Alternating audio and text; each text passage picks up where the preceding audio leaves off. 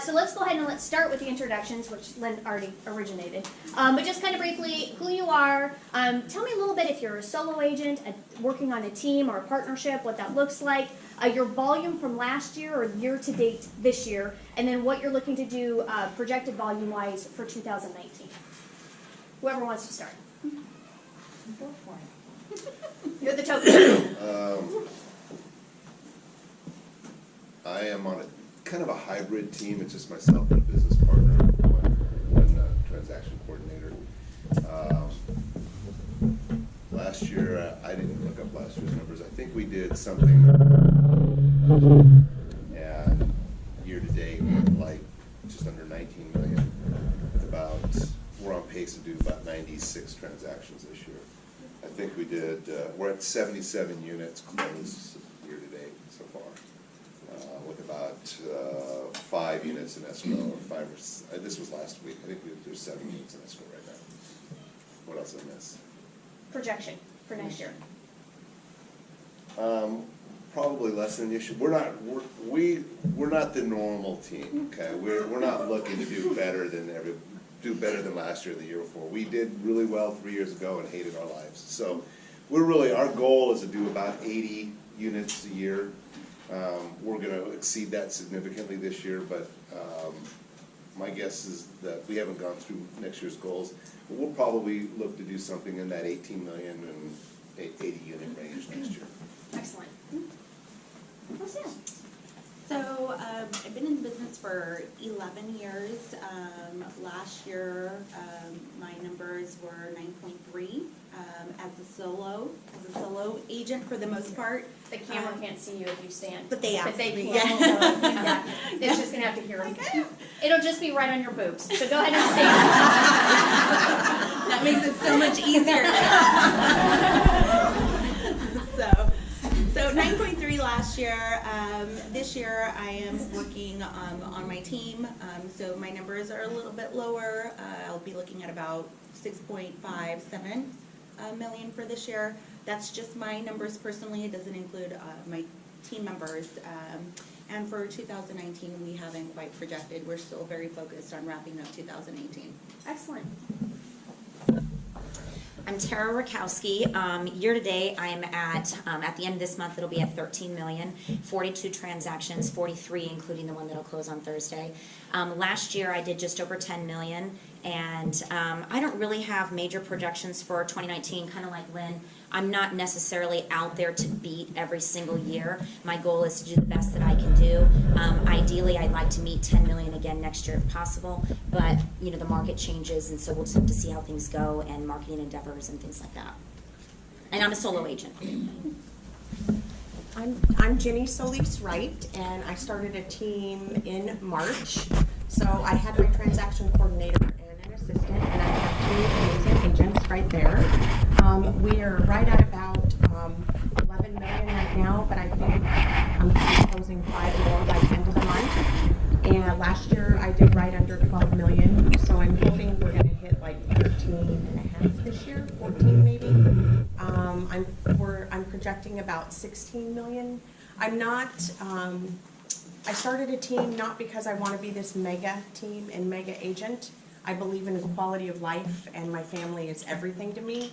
And my husband travels and he's never home. So I like to go with him on the road, and my agents cover for me while I'm away, and they do a great job, and I get overwhelmed, and I can give them leads and they can assist me. So it's more like a family environment.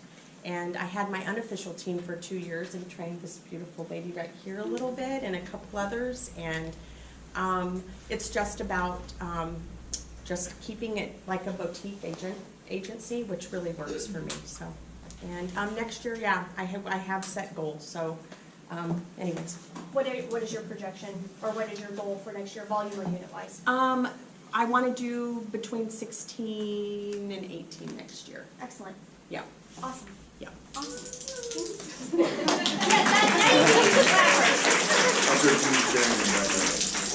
That's what they were actually intended for. Do you work niche markets? Like, do you target a specific area, demographic? I know at least one of you does. Kind of share with me what you're specifically looking to target. Well, my background, obviously, as most of you know, is in solar. So I have very heavily target my previous solar customers that I worked with. I have about over 550 people that I market to on a monthly basis. And I would say a large majority of my business comes from really marketing to them and keeping in contact with that sphere of influence, and really making myself as that solar agent, that go-to, so it's not just all about real estate, but also offering something else in knowledge base that I can tie into, and then get them, understanding my knowledge and expertise so that they trust me, and then hopefully that flows down the line to real estate as well. Awesome. And all of your branding obviously is targeted toward that green solar specialist. Absolutely. I really went out there and I was like, I'm going to make myself different from anybody else, and I took what that one thing was and I just expanded upon it. Now, I would say about 40% of my business is solar. So not 100%. People said, "Oh, well, you're gonna specialize yourself too much," and I didn't find that at all. I just found that it was a way for me to market in a different way, to ultimately get people to latch onto me and for me to give them additional information. Because I really believe when you're thinking about marketing out to people, it's not just about real estate, it's about finding something else that you can give them valid, useful information in their life, and then you can bring them in and then combine that with real estate. Excellent. And sometimes it's just a connection. I mean, in this case, it's an actual literal connection based on previous relationship or experience with you, obviously, from the solar industry. Yeah, but anything I do for branding to get out there, it's all about focus very heavily on the solar. Awesome. Awesome. Jimmy, you said that you Yeah, I like to specialize in Litchfield Park. Excellent. And then my agents, one is in Surprise and one is in the North Valley, and we're really working on niche marketing, that hometown feel. We have a couple events that we're focusing on, and we're going to duplicate them in each area where they are. Excellent. Excellent. Yeah. We work by referral only. I know that's a slightly different twist on this question, but. It's still a niche. We don't do any marketing. We don't do any advertising. We don't, other than a little bit of Facebook posts, all we do is work our database. And we work by about 90, last year it was 93% as referral only. I think we're gonna be around there, maybe a little bit more. You can't go 100% because you get signed calls and you run into people that you want to work with that didn't come from referral, but that's how we work. It's just a referral only market. Excellent. Rocio. So for me, it's a little, last year I was just a referral, mainly referral, but then I've been working on focusing more on my team this year. So this year there's a lot of a mixture, a lot of online, Facebook, that type of thing. So last year for me was primarily referral. For the past 11 years, 10 years, it's been a referral. But as I grow and expand and work on a team, I'm looking at other options too. And you're bilingual. I am. Have you utilized that to your advantage as far as real estate goes? Yeah, absolutely. So initially when I first started, I was getting a lot of Spanish-speaking clients, and that really helped me grow my business because then in turn they referred me to family and friends. So really it's no longer a niche because I get, just there isn't an exact percentage, but that really is what helped me grow my business. This one, maybe it's not three things, like Lynn, you had mentioned that predominantly it came from referrals. But can you share with us 1, 2, or 3 things for this year or that you're looking to do next year to earn new business? So not necessarily repeat or referral, but you're actually looking at creative ways to bring in additional business. I'll go. So as you all know, the inventory is really low right now, and I actually, they didn't end up, but I made an announcement in here what I was looking for a client. But I've actually been marketing to certain areas where I've been sending personal letters because I have some clients that are specifically wanting a specific home in a certain area, and it actually has worked to where I didn't find the exact home for them, but I've gotten listings from it. Excellent. So that is one thing that I'm doing a little bit differently. Excellent. This year, mainly and I've always done this ever since I got into the industry, but I do a monthly newsletter and it's customized. So I create all the content, I put it in there, and that goes out to my entire sphere of all my previous solar clients and everybody that I've worked with. So I'm extremely consistent and dedicated on that. It goes out on the first Saturday of every single month. Yes, it takes time, but ultimately I block my time to get that done, and I'm very diligent. I will say that a lot of my business comes from that, so I'll continue doing that. I'm gonna pause you for just a second. Are you mailing that out or are you emailing No, it out? it's an email. Yeah, I Okay. use MailChimp, because Excellent. it's free. So it's just my time basically put together, and I use different resources to get the content. Like Lighter Side of Real Estate is an awesome place to go and get funny content and stories. And when you join their newsletter, you have full rights to brand and just copy and paste their articles and things like that. So if that's helpful for you guys in getting content, just things, interesting stuff. Also this year, I really leveraged my husband with his, where he works. He works at PepsiCo at the Gatorade facility in Tolleson. So ultimately, I rolled out like a employee program there that he was able to, if he heard of anybody talking or coworkers that may be interested in buying or selling a house, he would say, oh, by the way, my wife is a realtor and she'll give you a 0.5% discount. And I know we don't want to do our discounts, but you know what? I got 5 deals from that this year. So I'll take 5 deals over nothing by him marketing myself. So it's always about finding who you're connected with and who you can, trust to give out your information anytime they hear something. So maybe think about a program of that sort. That's what I've done. As far as moving forward into next year, my main focus is going to be on farming in a 3-faceted way between social media, actual truly walking the streets, and postcard marketing and things like that. So my goal is to focus more in the area that I live for next year. Excellent. So yours is going to be more geographically farming based in Geographic that case. farming. Okay. That's what my focus is for next year. In addition to everything else I've always done. I never take away unless I felt that something wasn't working. Whatever's working, I continue on, and then I build up. Perfect. Can I just say one more thing too? I also do, social media is huge, and so I've really been focusing on Instagram as well, and promoting my listings. One of my last open houses, I had over 30 people through in an hour and a half, and I asked, how they found out about it, and a lot of it was from the social media marketing and target marketing. I also do every Wednesday evening at 5:30, I do a Wind Down Wednesday, and I feature different businesses in the park or in the West Valley. So just getting out there, I've been doing Wind Down Wednesday for over a year now. Being in front of camera was so scary for me. I thought, what am I doing? And now and my agents are starting to do it, so it's really exciting. It's just getting out there and people, letting them know that you're just human and that you're real. And I make mistakes when I'm on there, and It's okay. it is. It's doesn't have to be totally perfect. okay. It does not. You just want people to know that you're real.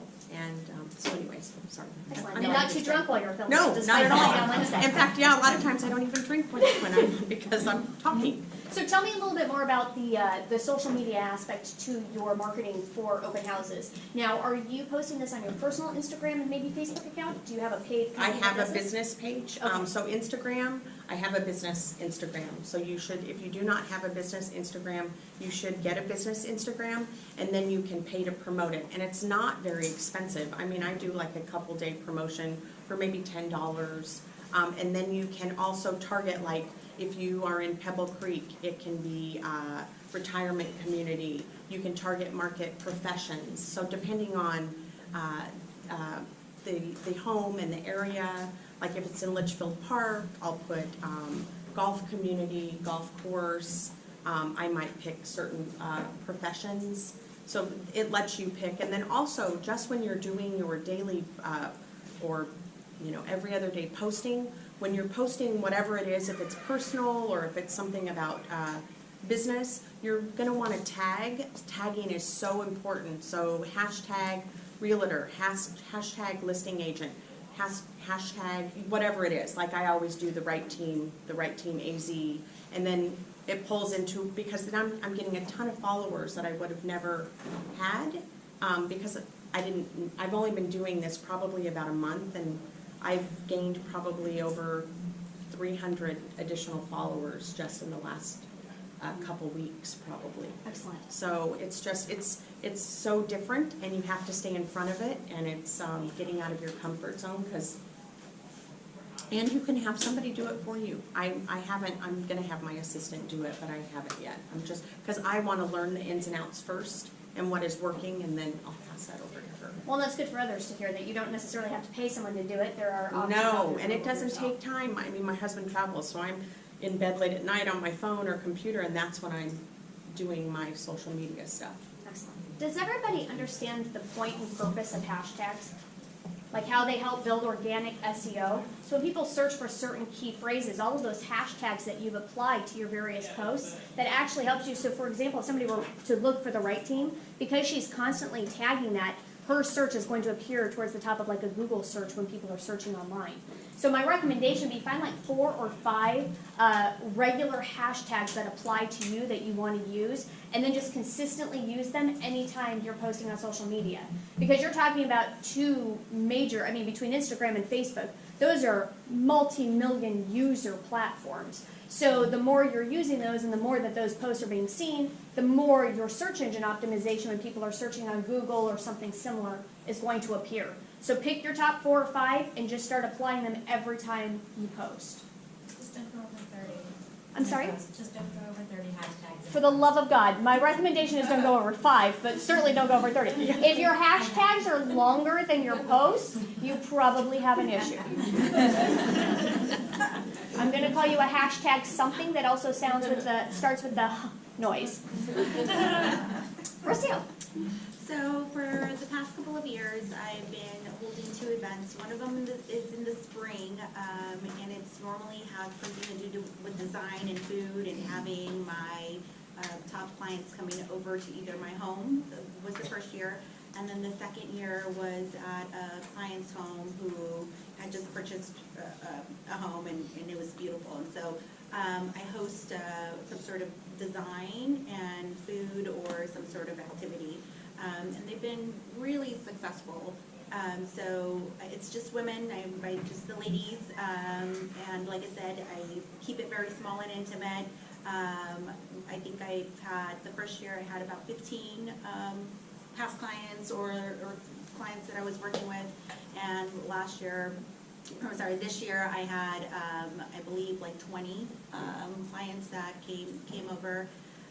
And again, it's just, I have a friend who's an interior designer, so she comes in, does a Q&A, we have catered food, and this year we did flower arrangements.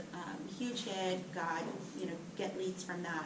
And then during the summer, typically around the summertime, this is the second year that we've done it, borrowed it from Jennifer. The movies where we rent out the auditorium and invite all of our clients, all of our database, and host a free movie, of course, for them, the family, friends, and popcorn and drinks, all paid for. Kids packs for the little ones at the movie theater. So those are 2 big events that I get to really market, and I get a lot of really good feedback from. And then of course during the holiday season, I typically do some sort of like thank you, but it's more where I try to visit all of my clients. So that's just some of the very personalized type of marketing that I have been doing that I feel that really has helped me grow my business. Excellent. So you kind of mentioned the holidays coming up. Is everyone in here planning on doing something, whether it's a pop by or it's having your clients come to you? I know pumpkins are popular, pumpkin pies around the holidays are popular, but if you don't already have something in mind, even if you only have just a couple of clients so far because you're newer to the business, I would definitely recommend doing something just at the end of the year to remind them, hey, I'm here, I'm happy to help, and I was just thinking of you, and I want to thank you for your continued support of my business. There's a lot of options out there. If you ever want just some random ideas for any time of month for pop buys, go to popbuyideas.com. And she has a ton of them. What is that? popbuyideas.com. She does like 3 or 4 different options every single month based on the season. No, we're not doing anything new. We focus on calls, notes, and pop buys. That's our primary focus. We always ask for the referral. So every time you're calling them, you're sending a note, you're popping by, make sure at some point you ask for a referral. A lot of my phone calls end up with, hey, before I let you go, I just want to ask if you know anybody that's looking to buy or sell real estate in the next 12 months. I started doing it religiously about a year and a half ago, and I'm floored how often somebody goes, well, yeah, actually. I've been talking to you for 10 minutes, dude. Like, come on. You realize that's the only reason I called? So that's the biggest one. We do events. We do 4 events a year. Some of them are really easy. We go to a yogurt shop, invite all of our friends to come by for a couple of hours, and they get a yogurt. We do a movie event. We do a pie event. And our 4th event is going to be based around cocktails for kind of our winter visitors. You know, kind of more of a non-children event, an adult event that just brings out kind of mixing. Jason's about 15 years younger than I am, so he's got a clientele that's sort of the young up-and-comers, the younger executives. And my clientele is more like the winter visitors and the business owners and the older executives. So we're trying to find a new event based around cocktails that will mix these two cultures together. The older people like to talk to the younger people and kind of hear the new ideas and hear the enthusiasm. And the younger people love to talk to business owners and CEOs and blah, blah, blah, blah, blah. So that's one of them. I started recently really pushing out the Realty One app. When it first came out, I dabbled with it, kind of lost interest and moved on. I sent it to somebody recently, and he was quite effusive about how much he liked it. And this is a guy that was always on Zillow. So I sent it to a couple more people, and I got other positive feedback. So you might want to look into that. That's kind of an interesting way to go. And that's the free home search app that you all have access to. So if you haven't downloaded, it's all customized specifically to you. So if you haven't downloaded it yet, let me know, because we need to make sure that you have it on your phone so you can share it. It's really cool, because when your clients call you and go, hey, can you change that MLS search to do this that you have set up for them? I can say, yeah, I'd be happy to do that. But let me also send you my app, and you can modify it however you want. So now I don't want to pretend like I'm an expert in that. You can talk to Leah about it. I'm still playing with it, trying to figure it out. Can I add something there? Yes. Or can be improved?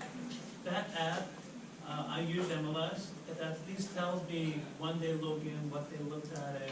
But that app, it doesn't tell me if my clients are going there, doing search. So Well, it does, but you have to look at your dashboard. I am. So you actually are logging into your back-end dashboard to view because yeah, it'll show you everything that person is, it'll show based on their phone number, what they're doing, what they're looking at. Okay. I don't recommend that you use it in lieu of your MLS search. Correct, yeah, I agree. Because you should have every single person in your database on an MLS search. The people that bought from you last month should be on a monthly MLS search for their neighborhood. And once a month they're getting something from you. You cannot believe how many deals I get every year from somebody that I completely forgot about. And they saw the house, they've been just looking at the houses that have been selling in their neighborhood. 4 years goes by and they're like, hey Lynn, how's it going? This is Joe Blow. And I'm like, dude, you haven't responded to anything I've sent you in 4 years, and you remember me? Thank you, I love you so much. That's it, right? That was all they ever paid attention to, was that MLS search. Can I say something about that app? That's also a great tool for when you're doing open houses. That's a great way to say, hey, you have something you're going around kind of thing. Because it brands you if you're not already using it, but that is an absolutely fantastic tool for anyone that's trying to grow their business with these open houses. So for those of you watching on video, Jennifer Polanski said it's also a good app for open houses, the Realty One app. Share with me, you guys have done a couple of creative pop by ideas. Do you remember some of them? You talking to me? Yes, I'm talking to you. Yeah, the first one was a box of prophylactics and,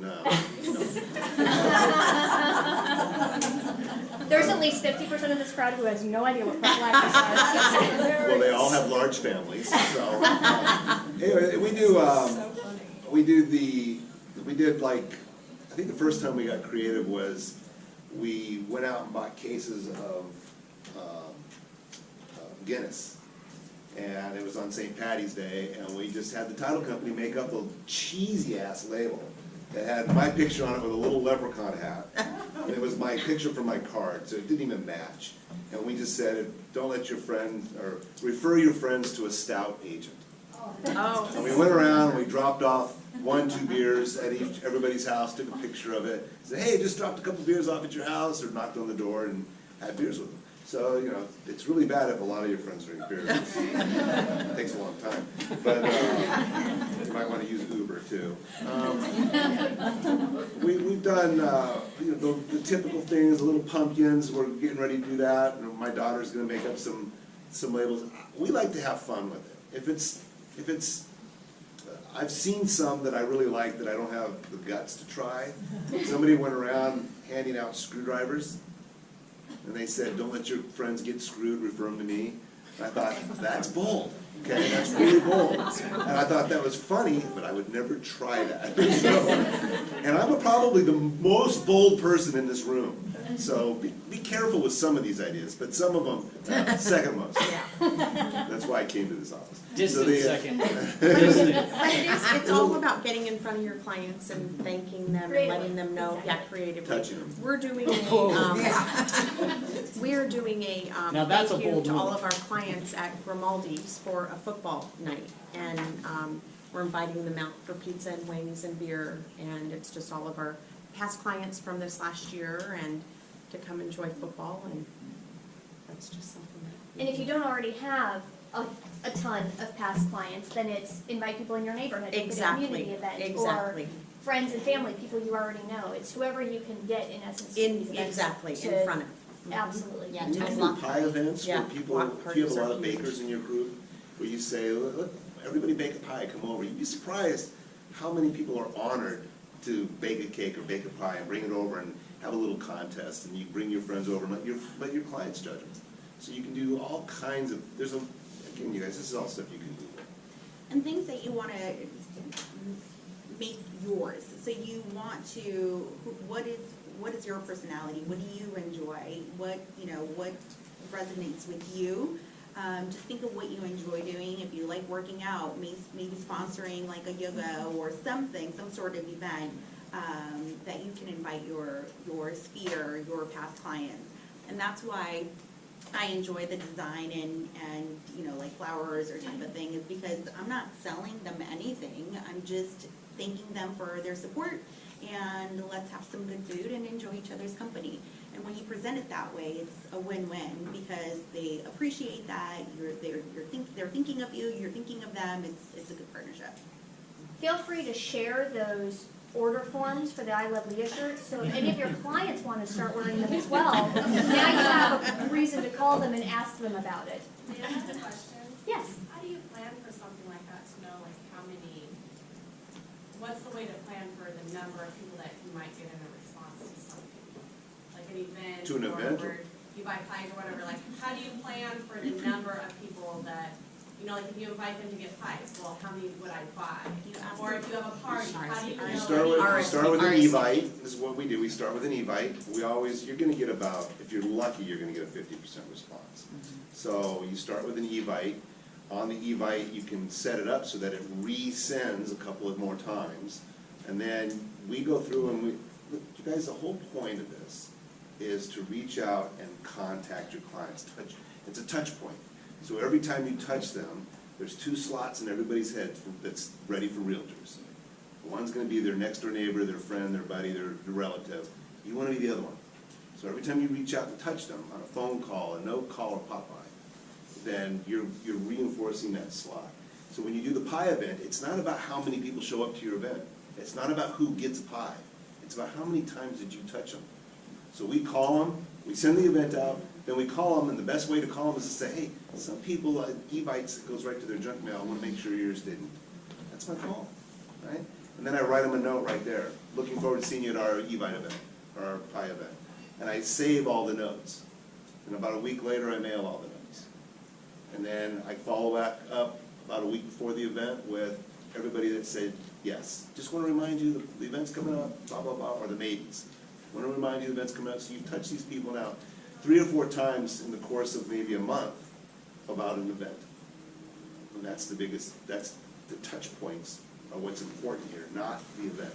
No, And but I also think the doing question personal. is Oh. making sure that you align the number of pies that you have for Oh. the people that are coming. So I think your answer is that you use an e-bite, so they have to RSVP in essence to come and get Correct, one, you're and not that's taken how by you, surprise. you keep track of the account. Right, and if you call them and they say, yeah, we're coming, well, you're looking at the e-bite, they haven't responded to, you just go on the e-bite and mark them down as they're gonna come. It's no different than if you were hosting a birthday party at your home. You would want to send out the invitation, follow up with them, and then continue to follow up with them. Are you gonna come? Has anything changed? I look forward to seeing you. And then following up with a thank you card afterwards. Thanks for coming, or sorry we missed you. So it's just taking it as, you know, just another event, and of course, translating into real estate.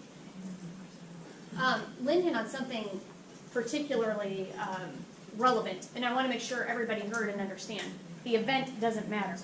It doesn't matter if you're doing a chili cooking contest in your home. It doesn't matter if you're doing a cookie exchange. The event itself is not what's important. It's the follow-up in terms of making sure that you have an accurate number and that you are touching base with your clients or whoever regularly. And then it's the after the event where, like Rocio said, you're thanking them for attending, or you're saying, I'm sorry I missed you. That's the name of the game. It's the constant communication that you're having with all of these people that you know. The event itself, don't stress over that. I don't want you guys to think it takes 6 months to plan something like this. It could be something very simple just at your house, but just do something. I have an idea. Yeah, so if you're talking to your clients, because it's all about keeping in contact with them so they don't forget about it. So another option that you have is befriend them on Facebook. Go on their Facebook page and look at their feed and see what they've done. And then call them up, and it gives you something to talk about. Because I know it's always about finding the content. Okay, well, I'm going to call these people. What am I going to say to them? You know, oh, they know I'm calling about real estate. You know, well, don't make it about that. Say, hey, I just want to call and say, hey, I saw that you went on a trip. You know, how was it? So that's a way to go in if you're befriending them and then staying in contact with them to give information outside of all of these events. Because it isn't just about necessarily doing an event either 1 time or 2 times a year. It's about staying in contact with them regularly. And knowing about their life. I And do knowing an about all their about me sheet when I have clients, and I find out favorite restaurants, just like in conversation, and then I have it in my database, in my CRM. Their kids, do they have dogs? So that I always have something, you know, when I point of have reference. a point of reference. And I do, Something to I talk do a about. lot of Facebook stalking too, just because you just want to make sure when you're having conversation with them that you know it. It's not that I don't want to know about all of them. I want to know about each and every one of them. In fact, a lot of them have become friends. They've been in my home for Christmas, if they didn't have family, Thanksgiving. But it's just finding out about and knowing about them.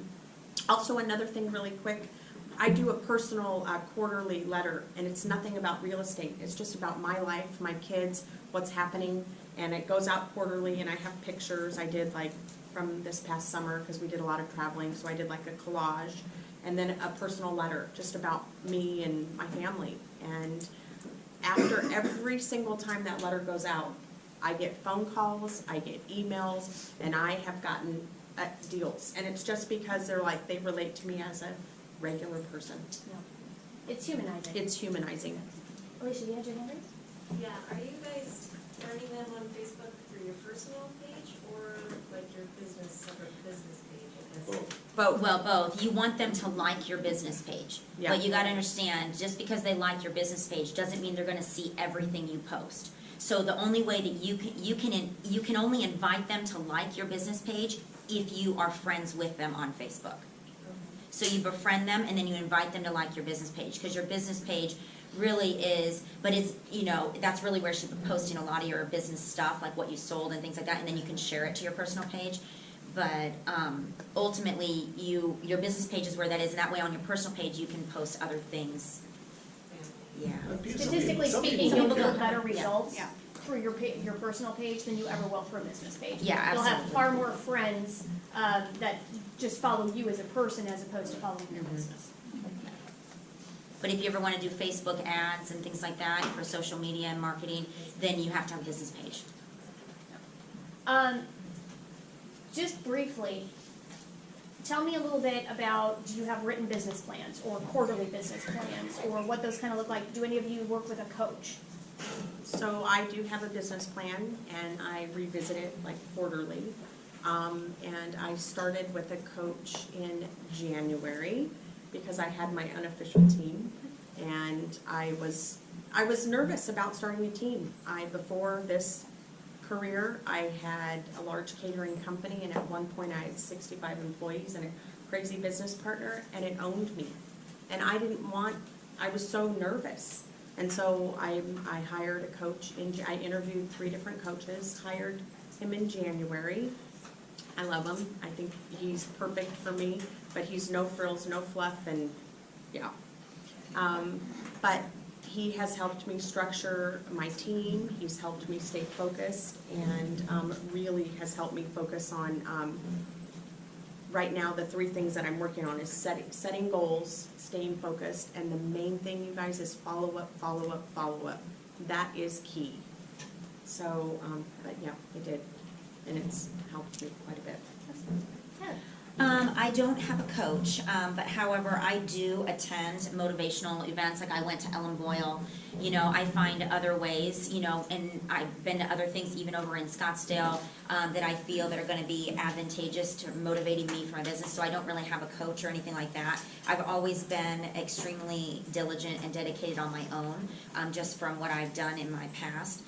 Business plan, yes, a written business plan is very important.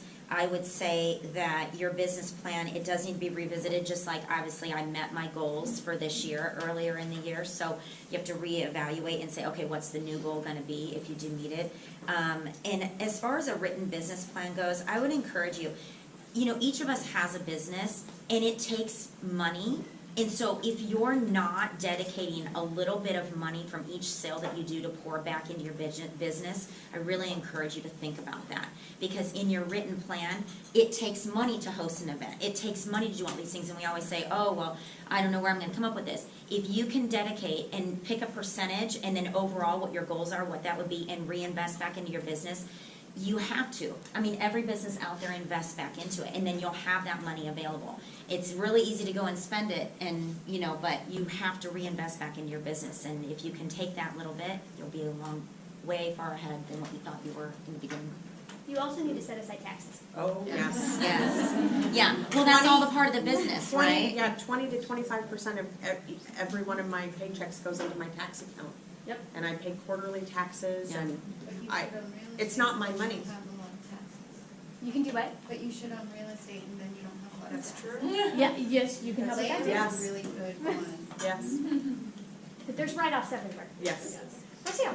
So I have business partners that help me stay accountable. I partner up with different agents, and so we have different roles and how we help assist each other.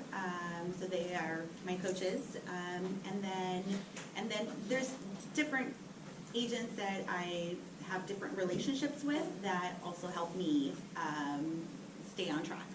And then in regards to business plan, I primarily have work goals or business goals, and then a business budget. So every month I am revisiting that budget in regards to where the every dollar is going. I have an annual budget, so for me it's primarily budgeting. Excellent. I have a business coach, talk to her twice a month. I have 4 little brothers. We get together once a quarter. We set goals that are a little bit different. I have a Buffini group that meets in the ROG office the second Tuesday of every month.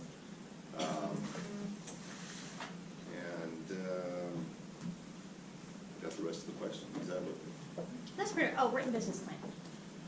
Yes, I do a written business plan because my coach mentally abuses me. And so, I hate him. I hate I do because too. I It's hate accountability, writing though. business plans out. But she just absolutely will not let it go. That's the advantage of having a coach. And I think the biggest thing between mentors and coaching, you guys, is everybody thinks they're going to make some giant leap, and it's more of a war of attrition. I hope you all understand that phrase, but if you just do a little bit, if you make your life simple and you say, every month I'm going to do one thing, big or small, that's going to add to my business. At the end of the year, you might only have 6 done. But after 3 years, you might have, 30 or 18 done. So depending on whether you hit 6 or 12. So if you just stay diligent, you put those goals out in front of you and you just reach them. I also really encourage you to do recurring appointments on your calendar. Write your goals out, even if it's just bullet points.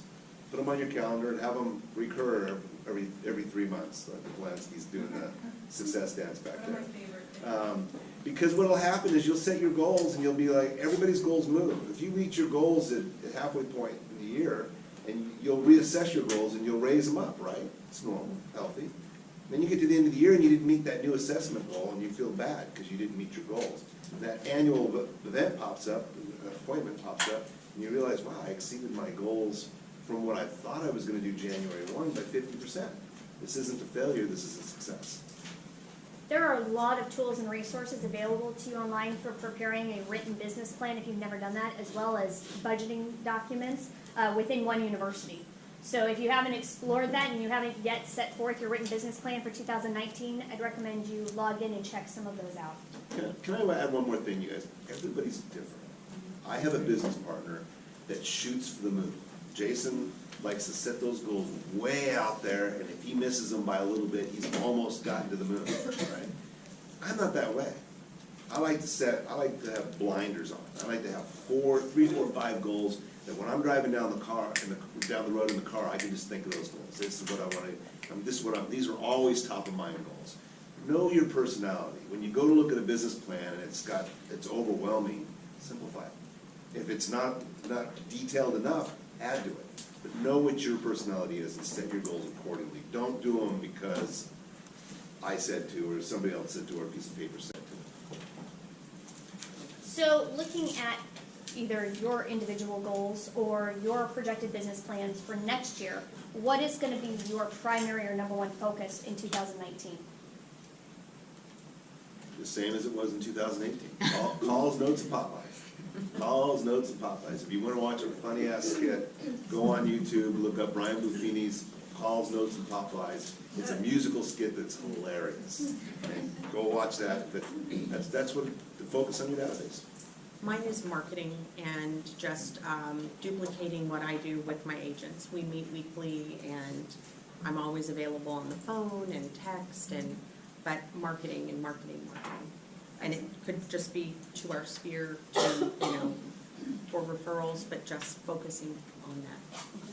Yeah, the continual touch with the existing client base that I have, everything that I've done in the past, and then of course adding in to the mix now, the farming and things like that are, specifically to a general area. For me, it's just growing the team. Yeah, that's my main focus. So continuing to do what I do, but also continue to help the team grow. So that's why I expect my numbers to kind of continue to be somewhat in the middle, because my primary focus is agent growth. Excellent.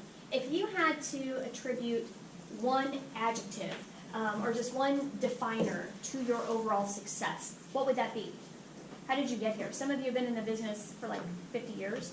Others have been in it just for a couple of years and obviously hugely successful. So if maybe it's something personal about you, maybe it's just something that you launched onto right away and it worked effectively, but what was that one thing that really triggered that launch to success for you? One word? I'll let you do a catchphrase. Okay. Consistency and drive. When I am laser focused, I knew what I wanted, I knew who I needed to go after, and I went after them. And it takes time. So if you're going to do it, you have to do it consistently, and you can't expect to do it for 2 months and then stop doing it and then pick it up 6 months later. You need to do it every single month, moving forward, and keep consistency with it. You can't always look at what is going to bring you right in that moment. It's not about what you do right now that's going to bring you something tomorrow, because that's not going to happen. That's not the right vision. The vision is what you do today, how it's going to affect you 6 months from now. Because it's really about 6 to 12 months is how long it's going to take once you start doing something to see the results from it. Excellent. I have two kind of, so passion. I'm just extremely passionate person, which drives me. And then the other thing, my husband calls me his little chameleon, which I'm not little in any way, shape, or form. But he says that I find a way to relate to each and every client, and that I did that when I was a teacher. But that he said, you're not fake, you do it with sincerity and grace, but you can just mold to your environment. And he said he said it's just a talent that was given to me, so. Well, you're just genuine. So ultimately, you can be a Yes, chameleon thank you. because you genuinely care about people. I do. Awesome. Marcia. Same as Tara, hard work and dedication. Basically, you know, the first year that I went into real estate, the first year I literally did half of my income from the previous year in corporate world. And so at the end of the year, I was like, oh my gosh, like these numbers are awful. But I couldn't feel it because I loved helping people. So I never regretted making that move, but it took a lot of patience, a lot of hard work, and because I enjoy real estate, I love helping people. It transfers, my clients see it, my clients can tell, they know that I care about them, that I'm not just trying to sell a home, and in turn, that helps you grow, because people know, if you're just trying to get that commission, if you're just wanting this deal to stick and you're not looking out for their best interest, they're just never going to recommend you again. So if you always keep that top of mind, making sure that you're taking care of your client, no matter if it's your first transaction, your 100th transaction of the year, then that's really what's going to set you apart from, you know, most of the agents that are just getting into real estate and just have to close this deal like right now. Systematize. Find a system that works for you. Don't find a system that works for other people. Find a system. Work in the system. Don't make the mistake I made, where I was obviously the smartest guy in the room, so I didn't listen to that system. And 5 years later, nothing worked on that system because I had hybrided everything I did in the darn thing. Just do, if you pick a system, do what the system tells you to do until you know the whole system. And then figure out ways to make it personal to you. And that's the big mistake that people make. I'm gonna do it a little different. I'm a little different. You know, Lynn's got long hair and he's 54 years old and kind of fat. So I'm not gonna do it his way, right? So I'm gonna do it differently. No, just pick a system, work that system. You'll be shocked. It won't take long, you guys. Within 90 days, you'll be like, oh, look at that. Just pick a system and work it. And work. You know, it doesn't do any good to have a system and then go to the Bahamas. Okay? You have to work the system. You have to show up every day. You have to show up. For years, I actually set a goal a couple years ago not to be the first one in the office anymore. But for years, I was the first one in the office for 20 years. First one in the office every day. Took some kind of perverse pride in it. I really thought it was great. But I put a lot of hours in, and I got to where I was going because I worked hard. If not smart, I worked hard. Questions? I'm opening it up. What CRMs do you use to keep in contact with your clients? It's more important that you shop around, okay? There's great CRMs out there that are free. I would start with the CRMs that Leah's providing for you for free. Go look at them, play with them, see what they are, why pay money for them. It might not do everything you want it to do, but believe me, it does a lot more than you're doing now if you don't have them. Okay? Pick the ones that are free, graduate to the ones that cost money. I use Buffini's system. I've used My Red Tools in the past. I like that one a lot. I've used the one that KW provided. The only reason I'm not using Realty One was that we already had all of our systems in place when that came to our availability. So I would start with that one and make sure it looks, feels, and tastes like something that you will use. If you look at it and it seems complicated and cumbersome, we'll look at a different one. There's so many out there. We use LionDesk, and it's because when I built my website, that is what they had. Now, iFoundAgent, who I have the website with, has another one, but it still interfaces. You want it to interface with your website. and just make sure you use it, because it's there and it's a great tool, and I don't like any of that technical stuff, so luckily Candy, our assistant, does, and she handles that, and the drip system and all of that. But you want to have a database where you have all that information in there, birthdays, anniversaries, when the home closed. So it's really important, but Lion Desk isn't crazy expensive either, so, but there's a lot of good, like you said, free ones out there. But I definitely use something. I use Buffini Referral Maker, mainly because it gives me my top 100 people of who I need to stay in contact with. So that's that touch, and you get to rank them in there, so I think that that's really good. You know, Buffini is mainly for like what Lynn uses, and for keeping in contact with your past clients. So if you're looking for wanting drips for people that may come in for open houses, I don't necessarily know if that's the best one, to be honest. I would say Lion's Desk, you know, is a great one as well. So I use two. I use Real Geeks for when they're signing up on the website or when they want to search online. So Real Geeks for that, and then I also transfer them over to Brian Buffini Referral Maker. Yeah, so both. Who else? Sandy. So most of them are in a team, but Tara's solo, so how do you keep everything organized? Have you met Tara? Yeah. She drinks. Okay, so I do have a transaction coordinator, obviously. I mean, I have that. I actually did not add that until just this past year, so that is new for me this year. That has helped, but I time block. I block my time. And I know what I need to do when I have something that's news coming out that I'm working on, then I seriously block my time. And it's all about time management. And, you know, I'm guilty of this too. Like, yesterday I was in the office talking to Stephanie, shooting the crap, you know, and all of a sudden you can lose 45 minutes of your day by shooting the shit with somebody and not doing any work, you know? So the truth is, I don't come into the office as much as I used to.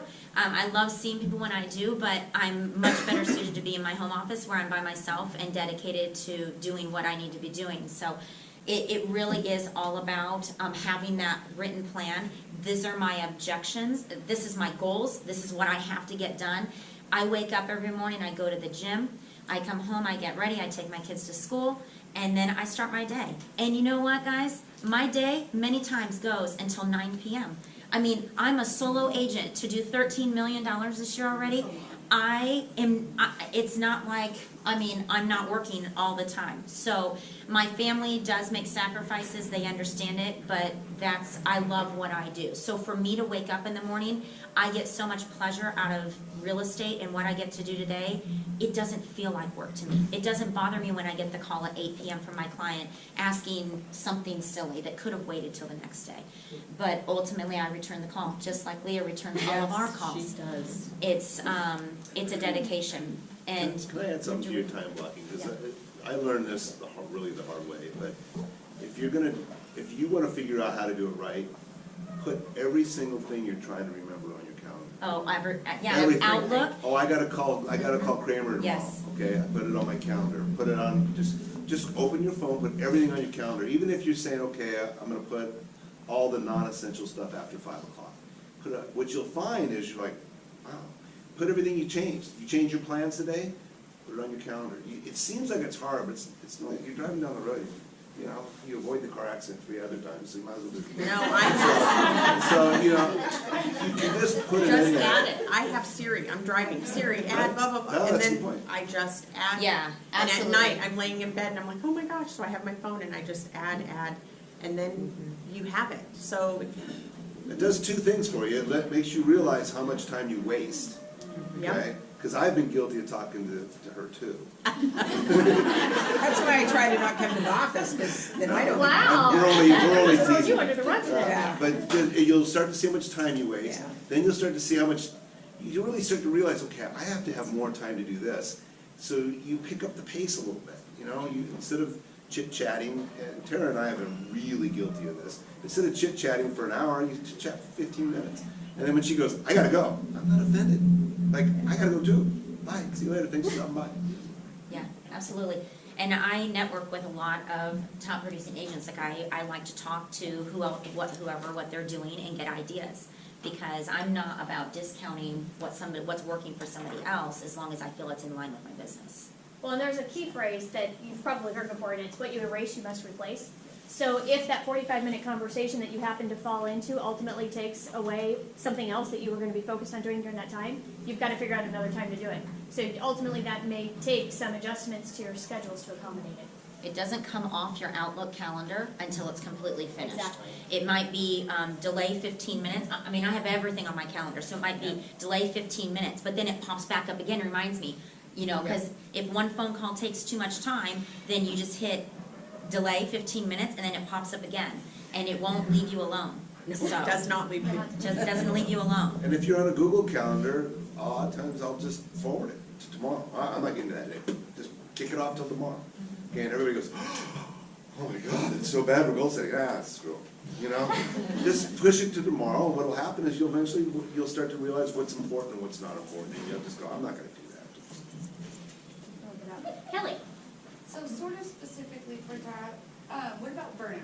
Like when you're, and you too, when you're passionate, like I'm passionate, and then it's very easy to go the other way and have a burnout where I'm like, oh my gosh, I don't wanna do this. Then what do you do? Answer. Yeah. I haven't had a burnout. I don't get burned out. I don't either. I don't. You know, and here's the thing, I block time, I go on vacation, you know, I spend time with my family. I mean, I don't sit open houses very often, so I do try to reserve Sundays as much as I can for my family. You know, so it is, but I will tell you this, when I block, and somebody calls me up and says, I just tell them I have an appointment already. I never tell them it's a personal appointment. If I take my kids to the orthodontist or whatever it is, I never tell my clients, oh, I've got a personal appointment, because then it makes myself seem more important than them. I just say, oh, I already have an appointment at that time, and I push it out. So I block everything. I have an appointment with my clients this afternoon Yes. to play golf. So, Yeah, but it doesn't, they're my clients. My kids are my clients. My husband is my client. Yeah. Mentally, that's what I do. And as far as Yeah. burnout, that's why I started the team, because I knew at my age and where I was in my life that I couldn't keep going, and I love what I do, and I want to keep doing this. I want to grow, but I need to, you know, also live and sustain and enjoy my family. And my family is my appointment. Same thing. I'm sorry I have an appointment at this time, but I can call you at X. Yeah, I did. Yeah, just same thing. Sundays are my day off, and I tell my clients I'm available every day out of the week except Sundays. Sundays is my family time, and they are super respectful of that. And some of them, whenever they feel like they have something that's an emergency, or there's a house that they absolutely have to see, they'll say, you know, a lot of them say, I know it's